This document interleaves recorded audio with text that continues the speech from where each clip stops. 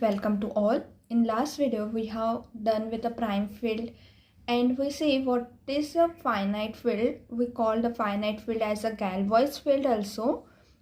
And in the today's video we study about some of the theorems which is related with the finite field, that the finite field is nothing but the splitting field of some polynomial, and the existence of a finite field, that is existence of a field of order p to the power n for any prime p and for any integer n greater than or equals to 1, there is always a field. Okay, so we see first theorem stated as any finite field capital F with p to the power n element. That is, we have finite field and the elements in a finite field is p to the power n.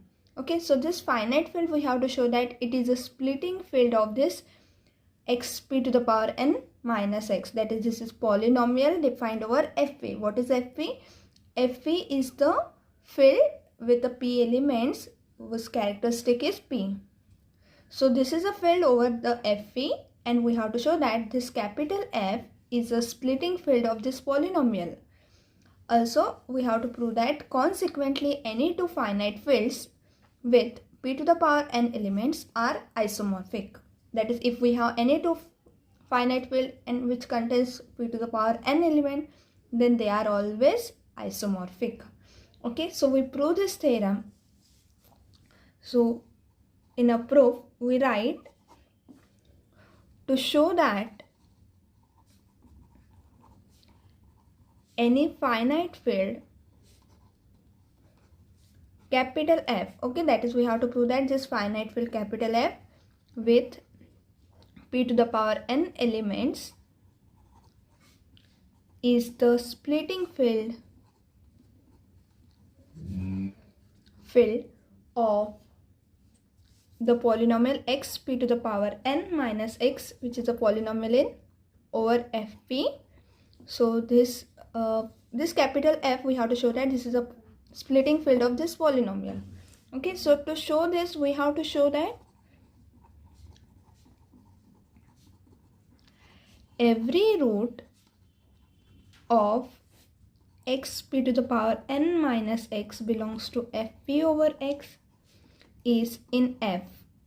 Okay, that is, we have to show that the root of these polynomials are in this splitting field capital F. That is, if we recall the definition of a splitting field, what is a splitting field? Splitting field is nothing but it is defined for a polynomial. So every root of that polynomial will be in that field, and also the polynomial will be completely linearly factorized into F. Okay, then F is called as a splitting field. So we have here this polynomial. We show that the every root of this polynomial is in F. And what it means if every root will be in a F? So this means that x p to the power n minus x splits in capital F, and hence capital F becomes a splitting field. Okay, so if we show that this is we have to show that it is a splitting field, so we show that every root of this polynomial is in F. Okay, so what we know about the field? We know that in the finite field F with p to the power n elements, okay, that is, this is about any fields, but we are considering here the field F containing the p to the power n elements. The non-zero elements are form a multiplicative group. Okay, that is this p to the power n elements. This is a containing in a field, so their non-zero element, it form a multiplicative group. Okay, that is forming a group. Okay, so what is the order of that multiplicative group? It is of order p to the power n minus 1, because we are removing the zero element. So p to the power n minus this zero element, that is 1. This is the order of this multiplicative group. Thus, we take any element lambda which is not equals to 0.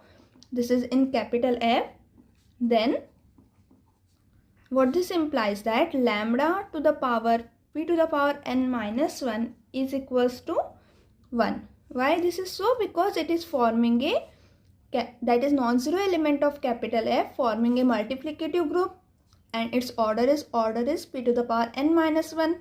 So that we know whenever a to the power order of g, where a belongs to g, that is for any element of the group, if we take a to the power order of g, then it gives you the identity element, and which is equals to 1. Okay, and therefore here lambda to the power, lambda is any element of f, so lambda to the power p to the power n minus 1, this is the order of this multiplicative group. Okay, so we get the power of lambda to the power p n minus 1, this will give you identity, that is 1. Now we multiply on both sides by lambda, so multiplying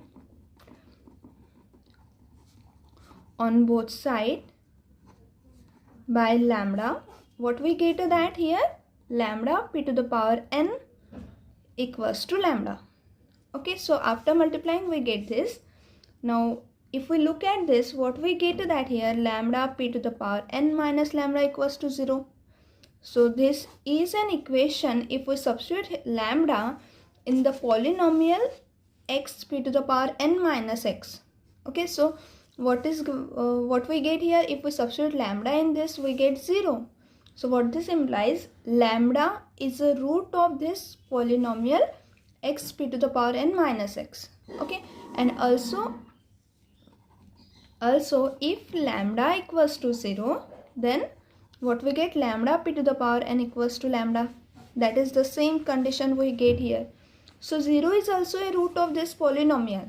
So any non-zero element or each non-zero element of capital F, it is a root of this polynomial. Also 0 element is also a root of this polynomial. Therefore what we can say, hence all p to the power n elements of capital F satisfy the equation x p to the power n minus x equals to 0. That is that they are satisfying this equation. Therefore all this p to the power n elements are roots, and where they belong, they are belongings to capital F.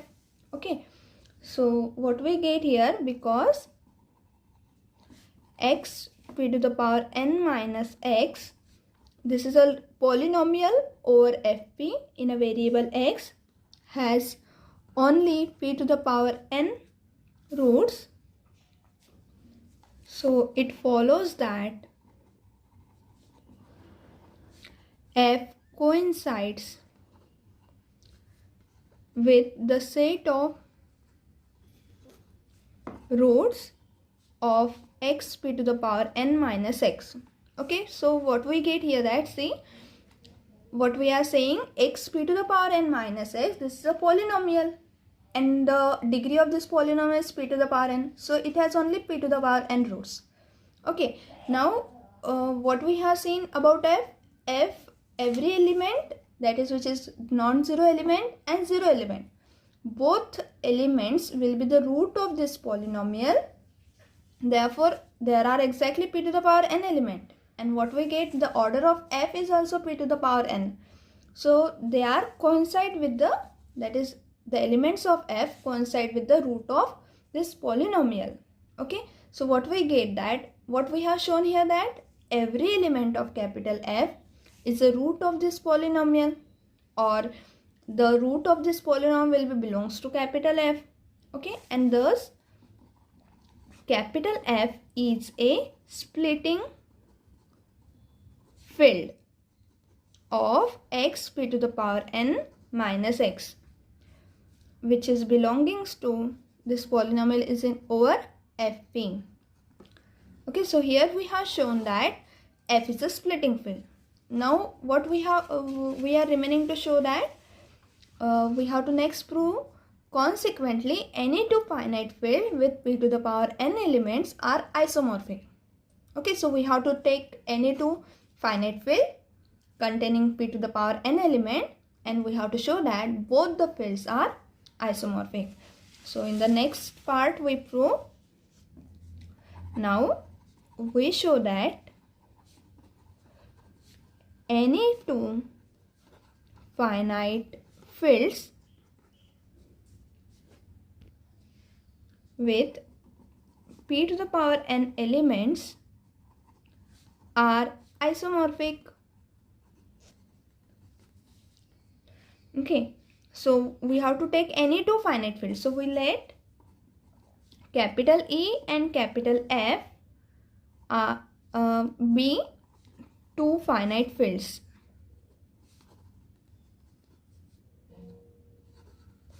With p to the power n elements. Okay, these are two finite fields.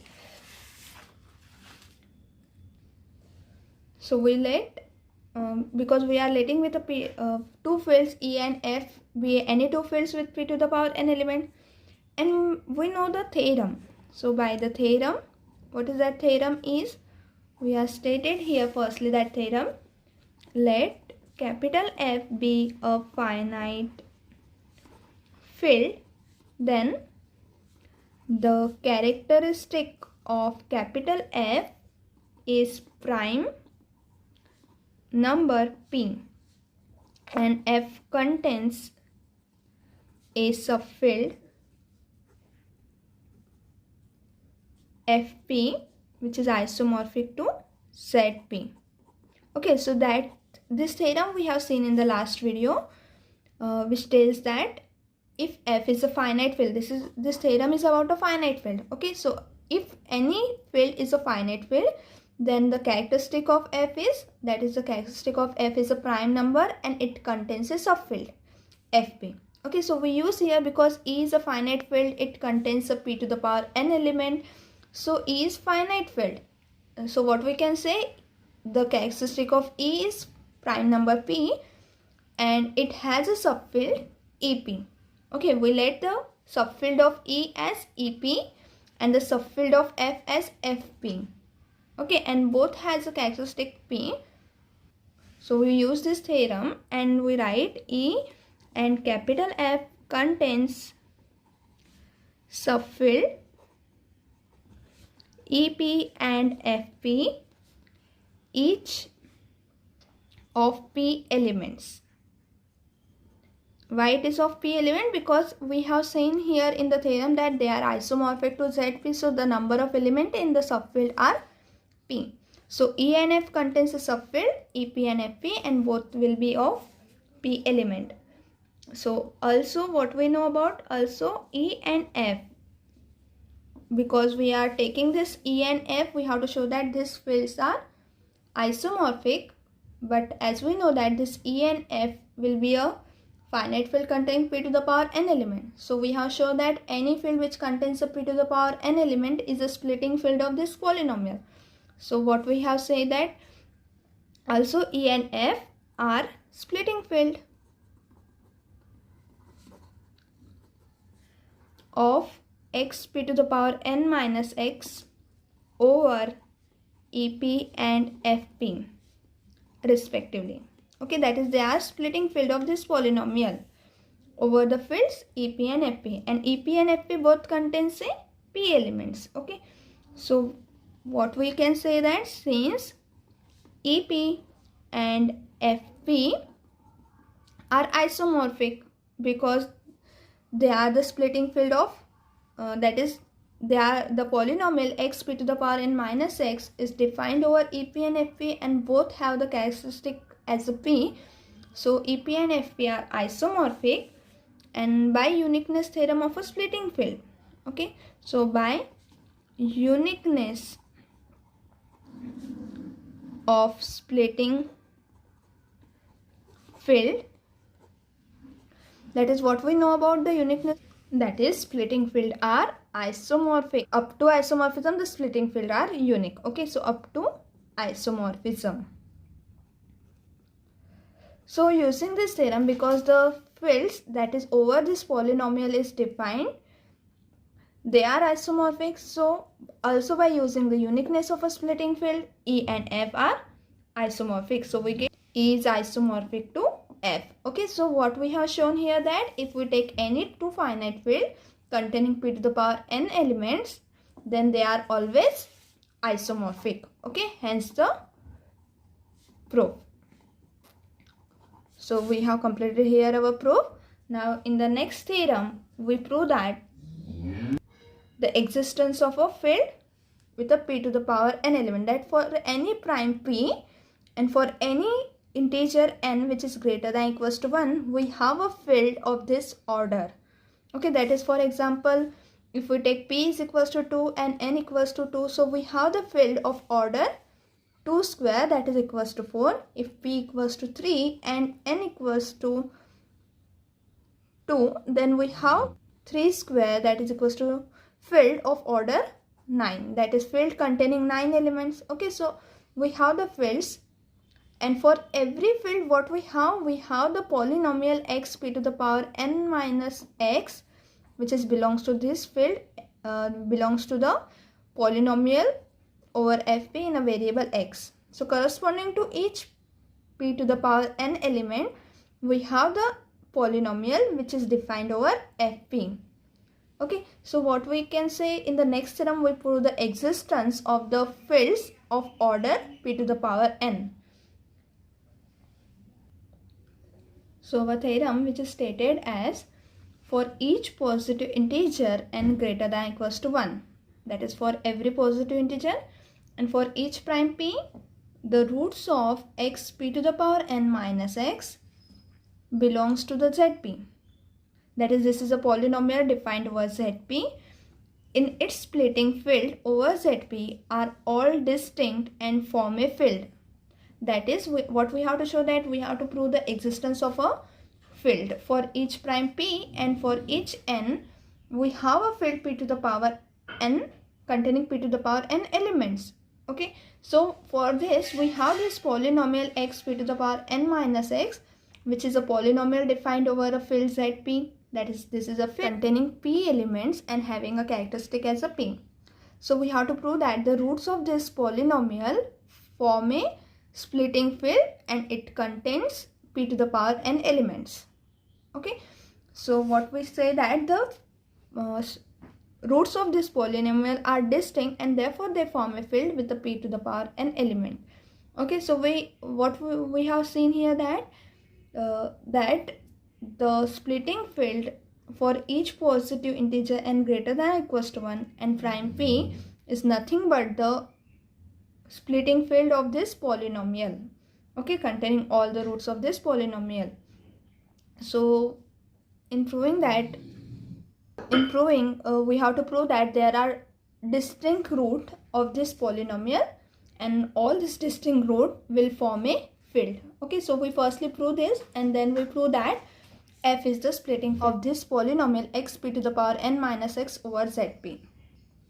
So in a proof, we firstly prove that there are distinct root of this polynomial. For this we let x p to the power n minus x, that is, we denote f of x as this polynomial.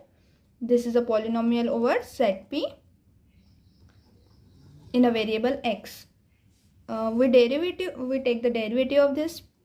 So because f dash of x will be equals to p to the power n into x p to the power n minus 1, and the derivative of x is 1. Okay, so f dash of x will be equal to minus 1, since characteristic, this polynomial is defined over, therefore characteristic of zp is equals to p. Okay, therefore by using this, what we get, the p to the power n x p to the power n, this will be equal to 0, because whenever the characteristic is p, so p into any element of any coefficient of the polynomial will be equals to then 0. That is, f dash of x will be equal to minus 1. So it is not 0 for any variable. If we substitute any value of x here, so it will be not 0 for any x. So what we get by using the theorem, if the derivative is not 0 for any root of this polynomial, the derivative is not 0, and therefore by using the theorem that f of x has no multiple root in over the splitting field of Zp. Okay, so we write by theorem. The theorem will be stated as here. Let f of x be the polynomial over the field f be a polynomial of degree greater than or equals to 1 with alpha as a root, then alpha is multiple root, that is alpha with a alpha is called as multiple root if and only if f dash of alpha equal to 0. That is, if alpha is a root and alpha is called a multiple root when the derivative will be 0. So what here get that f dash of x is equal to -1, which is not equals to 0 for any value of x. That is, for any root of this polynomial, this f dash of x is not 0. And therefore what we could say that the roots of this polynomial, by using this theorem, because derivative are not 0, therefore the roots are not a multiple roots. So the roots will be all simple roots, and because x p to the power n minus x, this polynomial has p to the power n roots, so all the roots of this polynomial f of x are distinct root. Okay, so we prove that first part, that the polynomial x p to the power n minus x has a distinct root. And now we have to show that all this distinct root will form a field f, because we use for this the previous term that we have seen here, that any field which contains p to the power n elements is the field, and it contains all the roots of this polynomial. Okay, so what we could say here, that by using this theorem, since f dash of x is equals to -1, this implies f of x, that is the polynomial, does not have multiple roots. Okay, and therefore thus f of x has all its p to the power n roots are distinct root. Okay, so we prove the first part. Now we have to show that, these roots form a field, that is splitting field of f of x over Zp. Okay, now we have to prove that these roots form a field. So for this we show that the roots of this, the set of all the roots of this polynomial p to the power n is a subfield, and because it is a subfield, so it will be a field.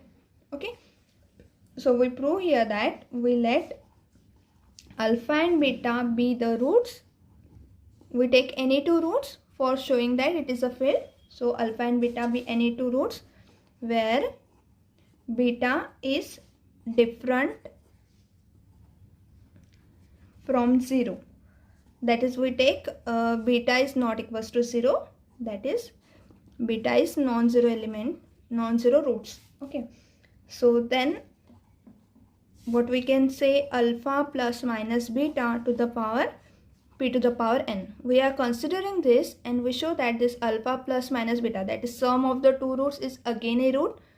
The subtraction of the two roots is again a root of this polynomial f of x. So for this we consider this alpha plus minus beta to the power p to the power n. By applying here the binomial expansion, what we get here, that alpha p to the power n plus minus beta p to the power n. So we apply here by using binomial expansion, and also the characteristic of Zp is p. So using both we get that we get only first and last term in the binomial expansion, and all the middle term will be cancelled out because of this characteristic of Zp will be equal to p. Okay, so since alpha and beta are roots of x p to the power n minus x.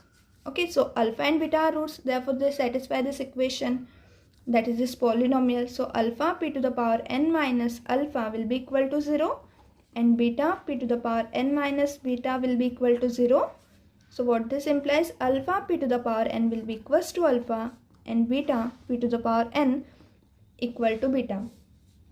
We give this as a equation number 1 and this as a equation number 2.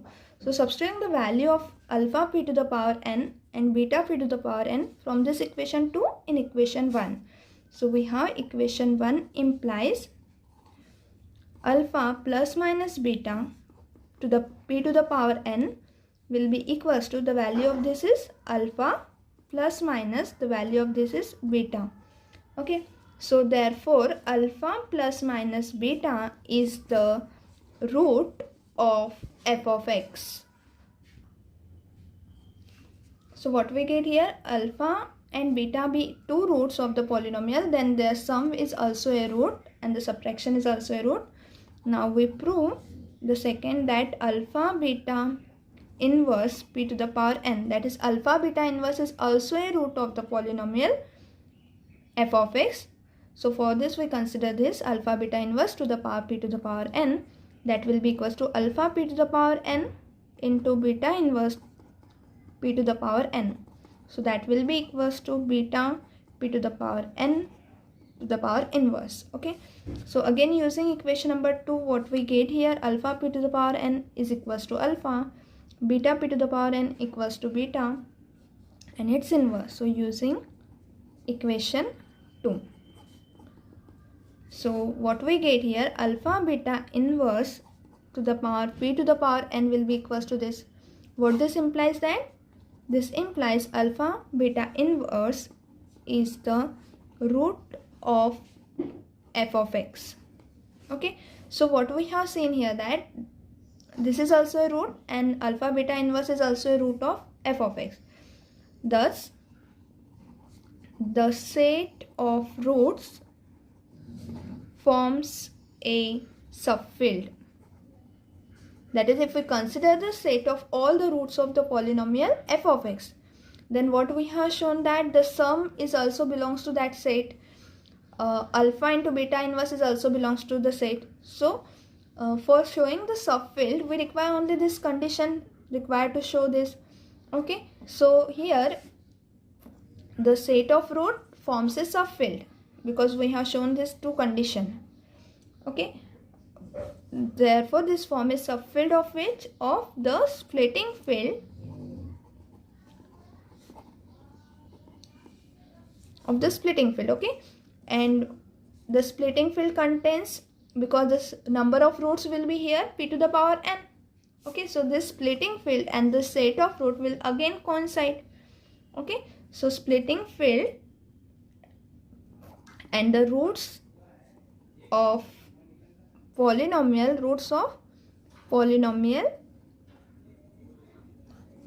are exactly p to the power n. Okay, that is, the set of roots are the splitting field, subfield of a splitting field, and we know that the roots are exactly p to the power n. Therefore coincide with splitting field, that is, the set of roots will coincide with this splitting field. And what we can say, that this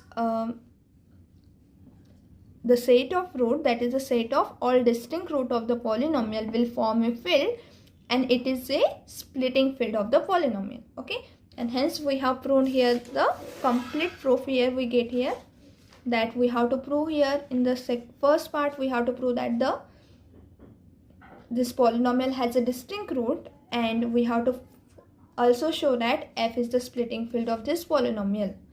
Okay, so what we have shown here, that this set of root are subfield, that is, they form a field and it is a splitting field.